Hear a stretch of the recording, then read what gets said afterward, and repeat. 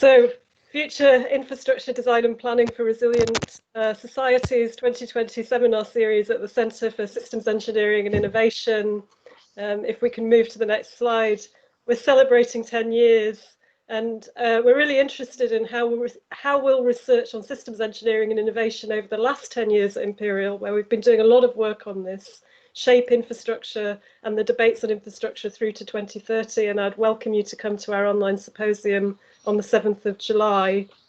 If we can move on to the next slide. So this is the seminar series that we're running. Today we've got Martin Mayfield talking about climate change, hoping for the best and planning for the worst.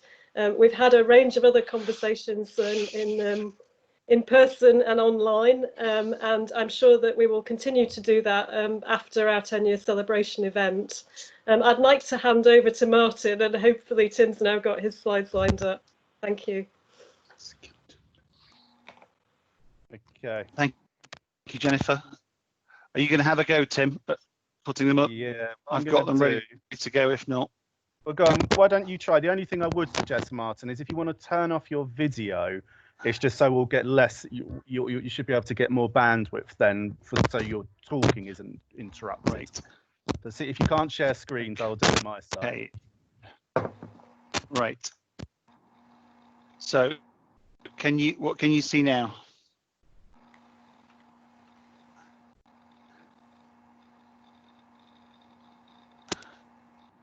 Yep, looks Can good. you see this slide?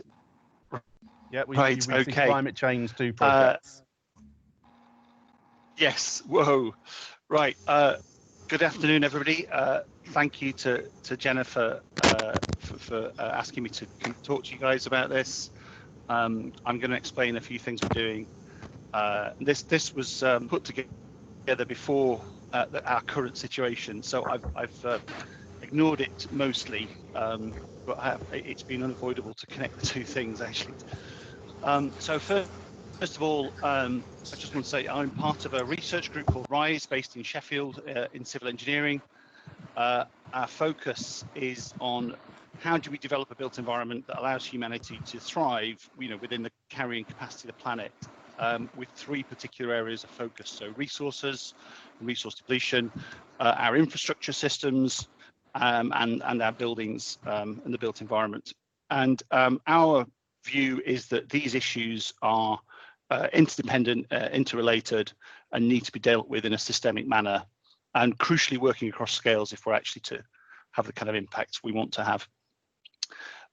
This is the group at present, but actually this is some of them at present. So I hope everyone who's listening in is okay, and managing to connect to others as we go through this unprecedented event. So here's a little structure for what I'm going to go through today. I am going to counterpose 2 areas of work that we're doing at the moment. The first is focused on what could be argued as the most problematic issue of decarbonisation, which is the retrofitting of our built environment, and how we're going to do that at the pace we need to achieve the targets. The second is focused on developing evidence to support policy work on adaptation to extreme climate change. So I'm going to explain why we think this needs doing, and in the process challenge the notion of a probabilistic approach to engineering design, and why for certain systems we think this needs to be adapted.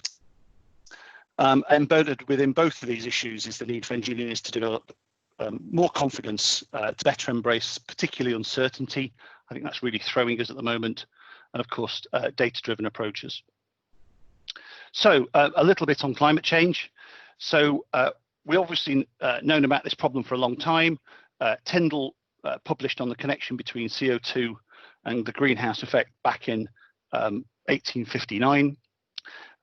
If this was an event in person, I would have asked for a show of hands as to who thinks this is the case. Because in reality, whilst Tyndall did do this, he was beaten to it when 3 years earlier, Eunice Foote published in the same journal some experimental work that linked CO2 in the atmosphere and temperature. So even some things that I thought I knew a bit about climate change and found that out a couple of years ago. Oops. So so there are some surprises even in what we think we know, which got me sort of thinking about, well, actually, when did we really know about this? So here's a paper from 1957, which is the first evidence I can find of big business understanding climate change, when they, using a very simple model, put forward the idea that appreciable amounts of CO2 have undoubtedly added from soils and so on, apparently much greater has resulted from the combustion of fossil fuels. One thing that springs to mind there is, did the scientists feel they discharged their duty by writing that paper, really? And as I said, the model was very simple, but actually quite accurate. And then in 1982, an internal Exxon report, which is fascinating reading, made some pretty impressive predictions based upon a similarly simple model. So back in 1982, CO2 levels were 340 ppm, and their paper predicted that in 2020, CO2 levels would be 420 ppm. And the current predicted level for this year, prior to COVID, was 417 ppm. So unerringly accurate. And also the latest work, the shared socioeconomic pathways 2 and 3, are showing ppm levels of 700 in 2100, which is A, consistent with the 2 to 3 degrees rise, and B, consistent with what the paper predicted back in 1982. So as an engineer, I've long had a bit of a fascination with climate change. When I was at Arup, I was part of groups that would contribute towards guidance and regulation. Here's the 2007 document where CSEI, Chartered Institute of Building Services Engineers, had a go at quantifying what it meant. So the table on the top right-hand side shows what they believed at the time to be how the climate variables were linked, and indeed how the hierarchy and confidence of those variables. Now, the issue with this is that there's a lot of disagreement as to how these things should be ranked. But more importantly, that degree of uncertainty in that ranking is not conveyed by a simple list. It just suggests that each one is incrementally less certain as you move down. And that's, I'm going to hopefully go on to explain why I think that's really important in the way we present information and how engineers consume that and then turn that into design. And there's been repeated attempts over the years to produce annual climate files for different scenarios, which are an incredible amount of detail about possible future design years. And whilst these have been very useful, they do create an illusion of clarity and certainty. So the issue is that this suggests engineers understand what might happen and when it might happen, when in reality, as I'm going to go on to talk about, there is a significant amount of uncertainty in the systems under investigation. But more about that later. One final little point of my little litany of errors was some work we did 8 years ago, a project funded by the Technology Strategy Board, the precursor to Innovate UK, looking at how we would design a building for 2080. So we took a current design and said what it might look like to make it climate change, robust for climate change, perhaps. The solution we ended up with on the right was about 15% more expensive. It wasn't adopted by the client. We couldn't say with any certainty that this was necessary at the time. The climate science then, as it does now, gave a wide range of possible scenarios for the next 70 years. So there's what I'm trying to point out is that engineers have tried to establish a platform upon which we can work with clients in order to convey the need to change things. But I think broadly speaking, we've missed the target. And finally, before I move off this subject, this desire to create clarity continues and continues on since 2013. And despite the deep uncertainties related to climate change and its impact on our system infrastructure, we continue to offer this kind of advice. So this note was prepared on behalf of the DTI in 2013 as advice to designers. And as you can see there are some really confident statements. about the likely effect of climate change, and that if you work within this guidance, it would provide acceptable spatial conditions in 2080. So, you know, who can say? We can't say now whether this is correct. So the more we've learned about climate change, the less certainty there is in the predictions to some degree. So our current position is based on a traditional probabilistic approach and does not adequately consider the underlying complexity and uncertainty in the systems we're trying to understand. So this has been bugging me for quite a while. Here's a graph taken from IPCC data and demonstrates well the gap between our current path and where we should be if we're going to hit the 1.5 degree warming target. So as you can see, the current trajectory is still upwards, or certainly not flat, but we need to be diving off sharply. So the questions I want to sort of explore today really is what do we need to do, or a project that we're looking at that will deliver extreme mitigation, very rapid change in emissions, and secondly, we'll explore why it's important to consider possible worst case scenarios in a better manner, we believe, than is done at the present. And one issue that I'll be sort of covering today is, again, we have a graph here that suggests some clarity, but the dates on it are subject to, are developed through a huge amount of modeling with some educated guesses built into it along the way. So I think we have an obligation as an engineering community to act responsibly and ensure that society is not compromised should the changes occur faster than currently science predicts it will do. So a little bit on extreme mitigation, the extreme mitigation work. So this is work through the Urban Flows Observatory. This is a £2.4 million capital funded project, which was funded initially by UCRIC and now has a research program focused upon the idea of reducing the resource consumption and carbon emissions of cities. We have a lot of kit. It's a set of software and hardware tools. The software platform is designed to ingest data from fixed and mobile sensors, both our own and any other data we can get hold of, so that it can be aggregated and analyzed by anybody really. So I could go, I suppose we could have a talk on that, but that's what's funding the first piece of work that I'm going to talk about. So decarbonisation is a challenge. We know that the UK is committed to this net zero emissions by 2050. This is a pretty tall order, given that we're off target for the 4th and 5th carbon budgets for the 80% reduction against 1990 levels. And within this, there are some significant questions around CCS and hydrogen.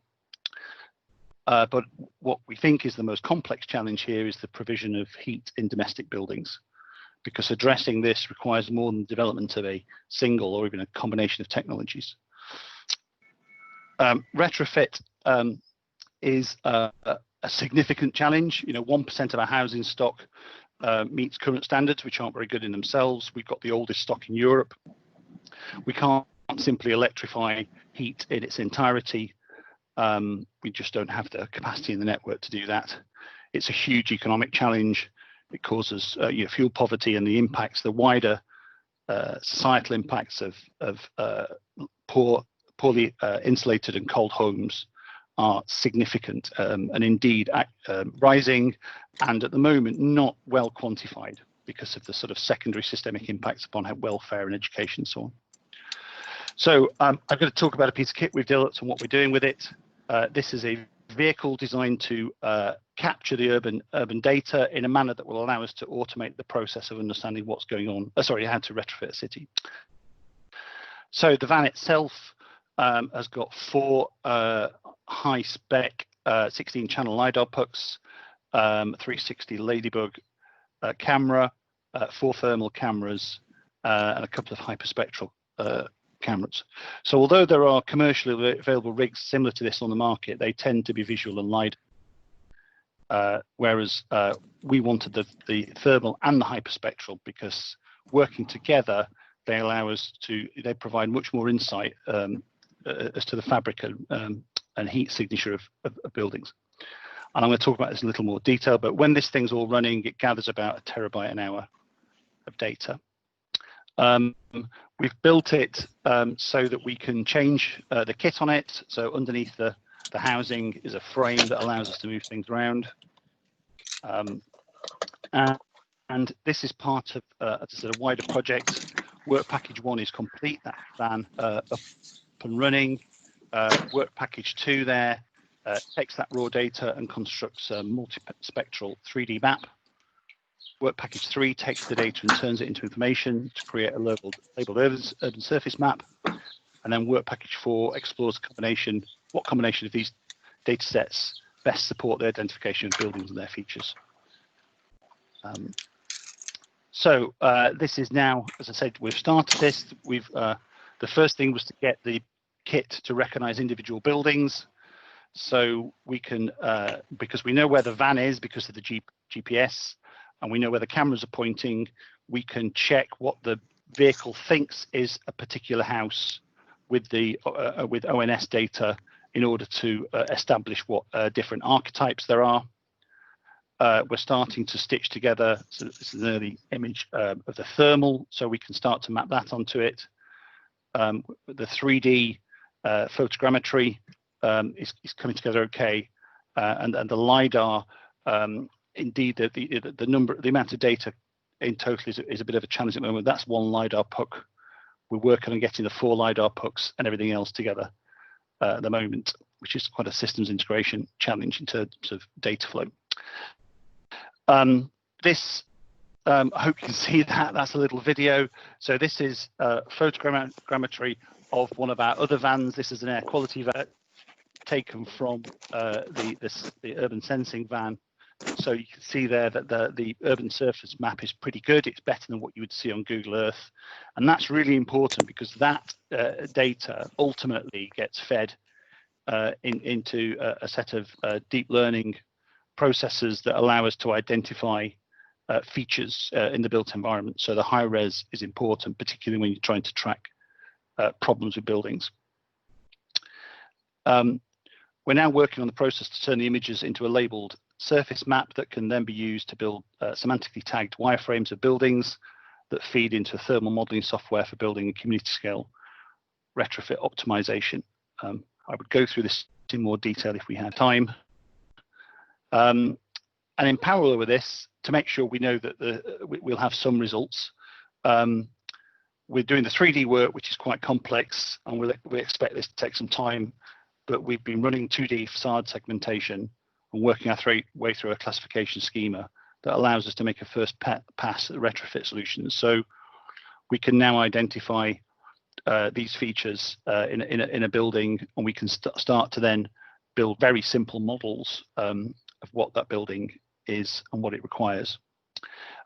And this sits within an overall process which we're developing. So on the left is the data acquisition. That then goes through into a solution synthesis, analysis and solution synthesis sections, which we then look at how we optimize the solution across scale. The key issue here being that every building might be slightly different, but what we do know is that the spare capacity in the power grid can vary quite a lot across a city. So you need to optimize the building solution against the spare capacity in the grid, which might change the thermal envelope, the optimized thermal envelope solution for a building or the systems in that building as a function of local grid capacity. So it can't be just done at building scale, it has to be done at community scale. And then this has to be overlaid by what are the socio-economic challenges in a given city, so that you target those parts of the city that need the problem addressing first. So this is a decadal challenge. We're not expecting to have an answer soon. We are working our way through this, but if we can automate the process of analyzing the problem, synthesizing solutions and delivering them through manufacturing processes, we believe that's the only way to achieve the decarbonisation targets. So I'm now going to talk about, so that was extreme mitigation quite quickly, and I'm going to talk a little bit now about our work on extreme adaptation. So first, a few words on complexity and its role in creating the position we find ourselves in. So civilization has become increasingly complex. Early hunter-gatherers groups had control structures limited in size by the ability of a single individual to control a group on a one-to-one basis, as you can see from the little diagram there on the left of it. Through early civilization and the industrial revolution, this expanded through delegated control. And in the last 100 years, this has become hybridized as groups increasingly cross-connect. So this is reflected in the topology of organizations and has driven specialization and diversity. So a network science is really useful because this can tell us that whilst this makes the whole network more resilient to perturbation, our individual communities are less robust and more interdependent than ever before. Now, this is not a good thing when the risk of fragmentation grows. So in this context, our infrastructure systems are becoming more homogeneous and interdependent. So this is just a slide showing Nissan's vision of the future, from power generation through connections to homes and transport. So we really are now pushing off down this road that Rinaldi pointed out a long while ago of an entirely interdependent infrastructure systems. And critically, the future seems to be dominated by a reliance on digital systems and energy carrying backbone, although the role of hydrogen is not yet clear. So we have a complex society, increasingly complex infrastructure. And in this context, we find the most complex of systems is undergoing change driven by human activity. So the reason for showing this diagram is to point out that the uncertainty between submodels compounds internal model uncertainty, and that this relationship is not linear. So it's for this reason that feedback loops are the greatest uncertainty in the climate systems. So to put that a little more simply, each model is much more robust than the whole model and the interconnections between that. And that's one of the great challenges in terms of how engineers actually turn this into something that we can design and build. And from a human perspective, we now find ourselves in a position where the capacity of society to respond to major incidents is reducing as the complexity of our systems increases. So this was pointed out by Tainter 7 years ago, and the example was that in San Francisco in 1906, after the quake, a year after that quake, the population had almost all returned to San Francisco, and the total cost to the US was 0.2% of GDP. Whereas after Katrina in 2005, after a year, less than half the population had returned, and they still haven't all returned. And the cost to the federal budget was over 4 times what that was proportionally. So the issue is we have more nodes, as it were, more people and things, more connectivity, and this accelerating dynamic whereby technology facilitates cultural division and technological convergence in more and more complete, tightly coupled systems. So we did a little bit of work on this a few years ago. We started a project to investigate complexity in engineered systems and how this might relate to their resilience in the face of the need to increase that resilience. So Encore was a network grant which brought together a wide range of experts from different fields, working closely with quite a few people in industry. So we spent 3 years mulling this over and in order to develop some recommendations for where and how we should be thinking. And we did find a few interesting things. Firstly, and this did surprise me when we started looking at sectors that I felt were driven by systems engineering. Engineering is still reductionist in nature. There is no, or certainly very little, understanding or agreement in cross-disciplinary, that is, agreement on resilience and what that means and how we define it and how we shape it. And some interesting issues, came up. The NASA produced the handbook on systems engineering, which doesn't mention the word uncertainty, I think, other than one reference to program uncertainty. The image of the house there is an Amazon house, which is prefabricated with Alexa embedded in all the systems, which means that there's a certain homogeneity being pushed here. You know, if one fails, they all fail. The F-35 took about 18 years to develop from idea to service, driven by the complexity of the technologies it employed. And the US Air Force is now quietly looking at how to upgrade older, more simple aircraft. So, and the Moore's law, obviously, maintenance Moore's law has continued to fit more transistors onto a single chip. And this exposes us to accidental and intentional threats. In fact, there has been, you know, one or two circumstances where chip board manufacturers have found chips on their boards that they didn't specify. So we identified 4 key issues that need to be understood and addressed to allow future engineering systems to develop. Firstly, that the understanding of how systems evolve over time is subject to significant uncertainty and not well understood. Secondly, that, as Tainter suggested, our systems are becoming more complex at a faster rate than our ability to understand their complexity. And when I say our systems, that includes societal systems as well, not just the hard stuff. Thirdly, that we are simply not designing for resilience. And lastly, that the drive for whole system performance reduces resilience, or certainly has a tendency to. And we felt that this can only be addressed if resilience were to become a design objective within that performance criteria.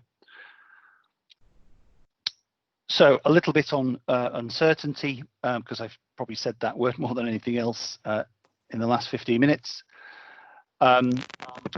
So as you'd expect, science has done a pretty good job of labeling the things it doesn't know. By placing these unknowns in boxes, people tend to become more comfortable with the degree of uncertainty in the models being built. I think this is something that we've certainly witnessed. And there's also a need to increase the amount of work being done on how these uncertainties interact, especially when applied to critical infrastructure systems. And of course, this is all a very engineering approach and doesn't really consider people very well at all. This is generally either addressed through Monte Carlo or agent-based models, and increasingly machine learning. And again, all we're doing is reducing the complexity of the systems without fully understanding their underlying architecture. So just to return to a diagram I showed you before, I mentioned that the most complex of systems earlier is the climate and the feedback loops that we know exist. Due to the issues relating to modeling uncertainty, we might know how these feedback loops work in a qualitative sense, but these are complex systems within their own right, which will exhibit some form of nonlinear behavior typically. And we also don't know how they're going to interact. So what this means is that when these tipping points, which are relatively well understood as concepts, do hit, we don't know when they're going to hit, what their impact's going to be, and how they're going to relate to each other over time. So to explain this a little more, the top graph here shows estimates for concentration levels. And these are mainly driven by emission rates. So this is well understood and has its roots in the work done by Tyndall and Foote some 150 years ago. The second graph shows surface temperatures. These are subject to a greater degree of uncertainty due to the influence of a greater number of feedback loops, such as albedo. And it's worth noting that the feedback loops, such as methane release from permafrost melt, might drive up emission levels, obviously. Therefore, actual future temperatures are subject to greater uncertainty than concentration levels in the graph above.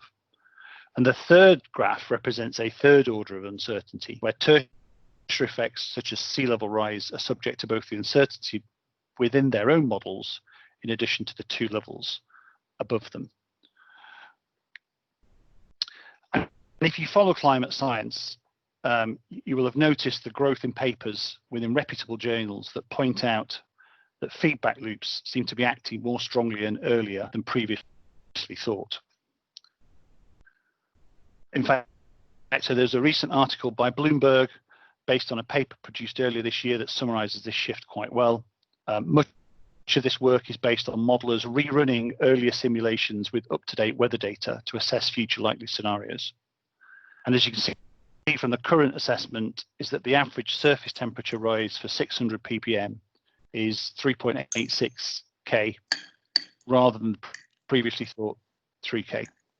So what we're seeing is that as the scientists rerun their models, the answers are broadly getting a little bit worse over time. And just to cap off the conversation on uncertainty, we don't really know how we're going to mitigate climate change. So all the ingredients are there, we just don't know what the recipe is yet. And we have a number of questions in front of us. How will autonomous vehicles affect the use of the rail network? It's quite a big one, I think, certainly over the next 40 years. The role of electric aircraft, the aircraft there, the photo there is an aircraft that was cancelled a couple of weeks ago, I think. But if we do move to electric aircraft or any type of hybrid, there is a suggestion we'll move from a hub and spoke model of air travel to a series of short hops as we use fuels with a lower energy density than kerosene. And what will the role of hydrogen be in the energy network is another open one. So I think much more work needs to be done on transition pathways in this context. So I'm going to talk about the project that we're undertaking, which we're hoping will shed some light on this problem, or at least offer some answers. So before I talk about the project, now that I've outlined some issues with complexity and uncertainty, whilst I'm not going to say anything specific about the current pandemic, it was unavoidable, really. All I want to say is that obviously the risk of the pandemic has always been very real and indeed recognised by the government's national risk assessment. So the graph on the left is from the 2017 National Risk Register, and the graph on the right is from the 2019 Risk Register. And as you can see, pandemics have consistently been ranked highest on their potential impact for the UK and high, always fairly high on likelihood. But the more I look at the graph on the right, the less I understand it. The x-axis appears to show the likelihood reducing as you move left to right. And I'm assuming that major traffic accidents are more likely than pandemics in saying that. But the y-axis seems to suggest impact increases as you move up. So it's not terribly clear as a piece of work. So the issues are that firstly, the science has been grossly oversimplified to make it digestible. And again, the information is presented in a manner that makes the likelihood and impact appear linear in nature. So the graph on the right, for instance, suggests that the impact on society of a pandemic is almost twice that of the impact of an attack on a crowded place. Climate change, like a pandemic, is non-linear in behaviour. And I did think these graphs were unusually confusing.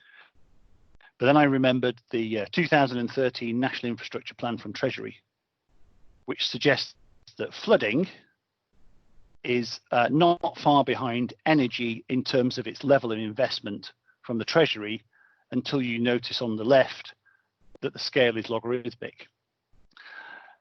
So we both have the complexity of the innate challenges themselves, the desire for policymakers to simplify these to make them digestible, and then a political layer on top of that, which might want to massage the message back in 2013 when we had a lot of floods, to suggest that flooding was being well funded. So this challenge with uncertainty has another consequence, particularly for engineers. We're comfortable responding to the challenge presented by individual buildings, see this as something we can grapple with and deal with, and we have a role and responsibility to do that for society. But we struggle to develop a clear approach to more complex issues, such as climate change, which might influence where and how we build our cities. So dealing with this complexity requires that we focus on leverage points. I think that the Danella Meadows book in 2008, Primer for Systems, is a great introduction for this. We make all our, well, we ask all our first year civil engineering graduates to read this to understand leverage points in complex systems. And still, we find that a lot of thinking is stuck at number 12. So this table on the right is a hierarchy of effectiveness, as pointed out by Meadows, in how to create leverage points to drive system behavior. So we still focus on numbers quite a lot, constants, parameters, things that relate to systems and their optimization. A lot of transport modeling focuses on the stocks and flows of structures and the physical nodes and edges and how things move around within them. The smart grid paradigm really is focused on delaying energy flows, providing reinforcing and balancing feedback so we can find grids that are self-balancing in order to increase the amount of renewables in a grid through providing agency to the assets within it. Smart city focus, which has stalled a little bit, I think, is very much focused on how to capture energy to optimize the city. But still, as you can see, Meadows points out that rules are more effective as a leverage point in systems than any of the above. And this is where I don't think we're very good as a community of engaging with this criteria, as it were. We're not very good at driving policy, shaping policy, helping policymakers. And the really interesting stuff is down here: how to promote self-organization in complex systems, how we change the goals of those systems and the paradigms within them, and whether we can transcend those paradigms and think about different ways of doing things. So I think it's fair to say that engineers are pretty comfortable up here, and we work on these leverage points all the time. But our view is that we need to explore these leverage points down here if we're actually to have the kind of impact that we have a responsibility to society to deliver. So on that point of responsibility, I do believe that as we struggle with this, it is damaging how we deal with climate change, and I'm going to explain why I think we have a moral obligation to do so. So bear with me while I go through these bullet points, please. So a scientist is someone who gathers and uses research and evidence, creates hypothesis, to deliver understanding and learning. That's the UK Science Council definition. The most succinct definition of engineer I could find was from the US Bureau of Labour Statistics. It's much clearer than the RAEng definition. The work of an engineer creates a link between science discoveries, their application to human endeavour, as it were, to improve quality of life. The Engineering Council says we have a moral obligation to support public good by preventing risk and reducing uncertainty. And the Institute of Civil Engineers Code of Conduct says it provides a clear responsibility for us to address climate change through that point there, highlighted in the little box. All members have full regard for public interest, particularly in relation to matters of health and safety and in relation to well-being of future generations. So for me, this provides an unavoidable conclusion that we have an obligation to do that, and I don't think we're meeting that obligation right now. So in this context, there are some things we know. So we know that climate change driven migration will increase, possibly significantly. The Syrian crisis gave an insight. I'm not suggesting it was driven by climate change, although that's been, some have said that's part of the reason for it. But the point I'm making is that the movement of 1 million people had a cascading impact across Southern Europe, Northern Europe, Russia, Northern Africa. And that was just 1 million people. We are expecting migration from climate change to be 2 orders of magnitude greater than that. And our infrastructure and cities are not prepared for this as a challenge. But we do know that the impacts will vary geographically, both as a function of the dimensions of vulnerability, essentially the dimension of vulnerability. So we started a project called the Just In Case Unit, funded through the Grantham Centre for Sustainable Futures, in order to establish what needs to be done about this from an engineering and scientific perspective. And we started thinking about, well, yes, we have a climate emergency, and many now are arguing that there is no room for optimization in an emergency. I think that needs to be thought about a little bit more, because by optimizing we tend to mean one that's based upon probabilities, and that's where the problems are caused. But we cannot and should not wave our arms around in panic. It's not very helpful. What we think we need is a clear, considered approach to these possible extremes, which might be described as a playbook for 2100. So the premise for the work, really to summarize what I've been saying, there is deep uncertainty in climate models, which forces everyone to simplify in order to communicate the issues. Critically, the time delay between the state of the art in climate science that's being published and public policy is widening as the rate of change in climate science evidence increases and becomes increasingly pessimistic. Exasperated by this lack of clear public policy, the gap between the science and the engineering design is also getting wider as that rate of change of science increases. And engineers, because of the kind of characters we tend to be, do not speculate on climate science, and indeed we should not speculate on climate science. And it is unprofessional for us to, scaremonger. There has been some work on this. It was a collaboration between climate scientists and economists, not an engineer in sight.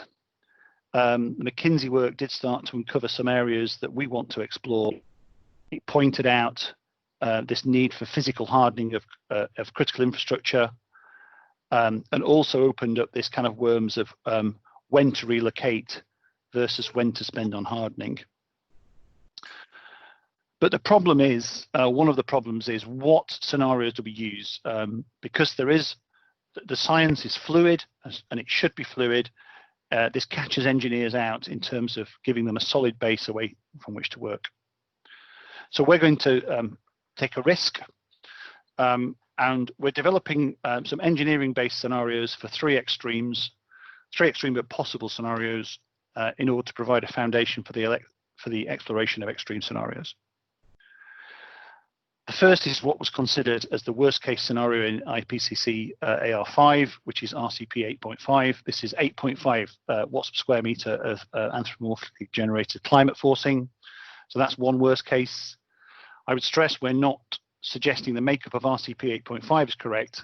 The global energy mix is not on that trajectory. However, the emissions are still consistent with the scenario. And our plan is to replace this base scenario with the upper shared socioeconomic pathway when AR6 is released. The second scenario is designed to be based on the work done since AR5, which explores outcomes worse than the boundaries of RCP 8.5. And again, as this work develops over time, we'll revise the scenario. And the third scenario we're still tussling with, which we want to be a ceiling scenario, where the objective is to describe a possible worst case to allow engineers to understand what that might mean. And the whole idea is to create some structure in this upper, hopefully unlikely space to support thinking and planning.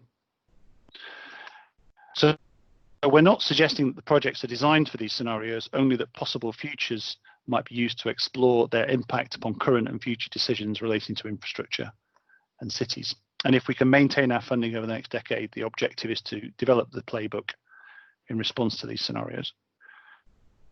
So the things we're starting to work through are how will this affect our infrastructure and cities? Should some cities be abandoned? How is this done? What productive land will be lost? What are the consequences of that? Where might people go? And how will migration influence border conflicts?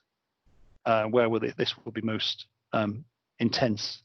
And when we started this, it's fair to say this did feel a little extreme, but then the announcement by Singapore that they're developing actual solutions based upon worst case scenarios was a useful reminder that this is necessary.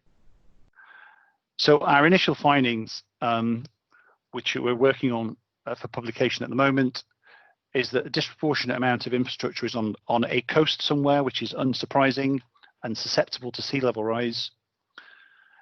Infrastructure development is occurring disproportionately in areas most vulnerable to sea level rise and average and peak temperature increases. And most interesting for me at the moment, the port network reaches a tipping point in vulnerability beyond which there is a rapid fragmentation of it, and that this cascading is geographically zoned. So there's some real questions there around how we move things around globally. And based upon some previous work, we're mapping urban vulnerability and looking at how this might sequence spatially, i.e. which cities might be affected in what order. Again, that feeds into the migration question. In doing this, we found that the migration models built into a large proportion of the climate models tend to assume that migration will be rural to urban within country boundaries. And I think we can expect this assumption to be stressed as climate change continues. So finally, engineers face an uncertain future. And I think if we fail to get ahead of this problem, I think we might be later judged to have not fulfilled our duty to society. And I think we need to be very careful to navigate the space, but we shouldn't be afraid of making recommendations that will save lives and improve well-being, even if this means suggesting the movement of large numbers of people and the reshaping or abandoning of some areas. So in short, we have a responsibility to take a greater global role in ensuring society can withstand future scenarios of extreme climate change. And if we do this and work on the hopeful technology-led ways to mitigate climate change, I think we can go to sleep at night knowing that we've done our best for society. Thank you. Thank you very much, Martin. What I suggest we do is we take a few questions, and can I suggest that people put their questions into the chat, and then I will say them to Martin. And Martin, if you can put your video on, then at least we feel like we're having a conversation with you.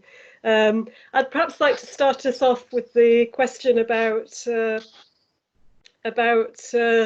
systems. So you mentioned something about systems engineering, and of course that's something we're interested in the centre. And you made this kind of this comment about the drive for whole systems performance being a challenge for resilience. And yeah, there's a lot of rich stuff in your seminar, but I wonder if we could maybe just start there whilst the comments start to come in on chat. Thanks, Jennifer. Yeah, I think what we found was that because resilience, although it's a relatively straightforward two-dimensional concept, it's perceived by many as that in terms of how things bounce back over time and whether they bounce back to their previous state and so on. That doesn't come through in engineering standards or engineering policy, and it doesn't really come through in the sort of practices of engineering companies, although that latter one is probably where we found some evidence of it. So the issue was that we felt that there was this tension between optimized performance, which tended to more closely couple systems, and the idea that for things to be resilient, there needed to be some capacity in the system to recover. So the logical conclusion seemed to be that in order for us to move forward on this, resilience needs to be better defined, metrics need to be explored and carefully identified and tested before put into operation, because that could send us off down the wrong road. But then metrics for resilience need to be included in the performance criteria for new products, services and systems to ensure that we don't keep moving away from resilient solutions. And so I've got a question that's come in on chat, which is about what do you know about climate adaptation solutions in developing countries? Is there any information integrating nature-based solutions? I think what do we know about? So as we probably know, many developing countries are in those areas of greatest risk for climate change. They tend to be banded around both the equator and the global south. And one of the issues with the global south is there is less land mass in the global south than there is in the global north. so the risk is proportionally great, even though the population is growing proportionally more down there. So it is more challenging for developing countries, and yes, there is a need for climate-based solutions. But one concern we do have is, how can I put this? That there is a risk that if we help people stay where they are, if they're living in a place that ultimately is going to be at greater risk, then we should not be helping people and communities live in areas that are going to be increasingly at risk. And that's a huge conundrum. And there's a whole conversation around the colonization of research, decolonization of research. Who are we to say things like that? But yes, nature-based solutions, yes. I think what we're looking at is how can we make sure that by thinking long-term, we protect individuals and communities by helping them either make their provide a framework to say this is what could happen there, and we really need to think about, can we help them harden their infrastructure either through nature-based solutions or not, or move somewhere else which is less vulnerable over significant period, over decadal periods of time. Okay, so I think we just have time for one final question, and I'm going to pick up on a question that says, are you considering high impact scenarios in terms of drivers, so emissions, societal development, vulnerability, or in terms of climate response and extreme events? Are you considering? I mean, perhaps I can, yes, I mean, we're starting with, so we're starting with physical phenomena such as sea level rise, extreme weather events, average and peak temperatures. That's the starting point for the work. We will be overlaying vulnerability, but we'll use other, there are measures out there for vulnerability. Because the work is global, the first pass of it is obviously at a low resolution in order for us to identify hotspots, as it were. And we have a small core of funding to do this, but we started about 3 months ago. But we are having people approach us from different countries saying, could we start to think about this in? I had a conversation about Sri Lanka a month ago, and one about northern Cambodia to say. So we're very happy, once we have a framework, we're very happy to look at individual issues because some of those high impact scenarios are very particular to certain areas. So Martin, I'm going to have to draw it to a close. I know there's a lot more questions in the chat, and I can see things coming in from my team and more widely around retrofit and a whole range of topics. But I'm sure we can Sorry, I ran on some of those. No, it's been fantastic, and thank you very much for your input. I know that it'll generate lots of interesting conversations at Imperial and more broadly. So just to thank you again, and hopefully see people next time in our seminar series or in our celebration event. Thank you. Take care, everybody. Bye-bye.